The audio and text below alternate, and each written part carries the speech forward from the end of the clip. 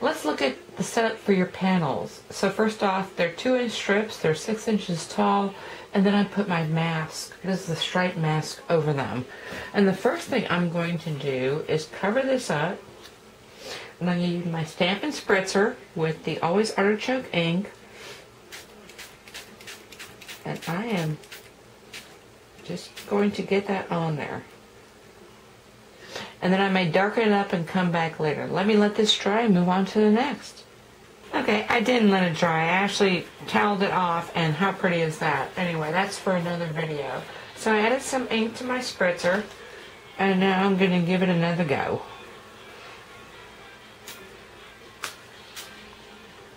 So I get a little bit darker spots. Okay, now we're ready for the sponge. For this middle panel, I'm just going to pull off some Always Artichoke, and I'm going to dab it. So I'm going to keep working this until I get it how I want to, and then we'll move on to the third panel. Okay, for this last panel, I'm going to be much more deliberate. So I'm just pulling off some ink, and I'm going to start on the same side all the time, and just come with my blender pen and pull up more ink. So you can see this is going to take a little bit. So I'm going to finish these stripes and then be back for the reveal. Okay, I'm just coming back to this technique because I found a faster way to do it. Instead of trying to pick up the tip, go ahead and roll the whole point in there. And that actually is much quicker. First you want to hold down your template, make sure that doesn't switch in there, and then kind of just roll up. And that makes it go really quick. Okay, I'll be back. Okay, first off, that glare is off of the template. So let's remember, this one is the spritz with the ink refill. Then I've got the sponge with the stamp pad, and then I've got the blender pen. So let's take a look at what we got. And this is the fun part, because every panel is going to be different. If I didn't mention, this is natural vanilla. Really pretty. So that's what we're going to use in this card design.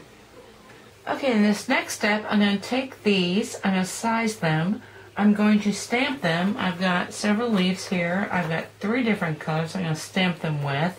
I've got daubers also to pick off the ink. So I'm going to tear all the edges, I'm going to dauber all the edges, I'm going to mat everything, and then I'll be back for the salutation.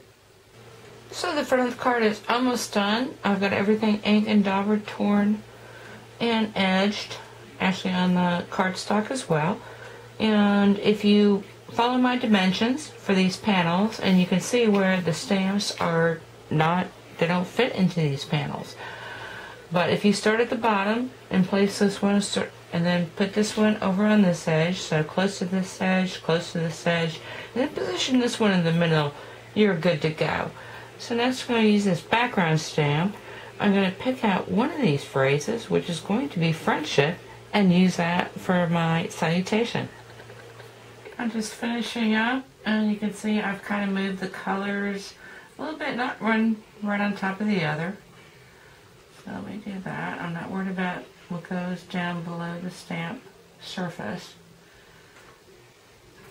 And so instead of turning this stamp over, I got so much more control from the top, so I'm going to take my vellum strip, and I am going to place it center. I can always trim out later when I pull it off.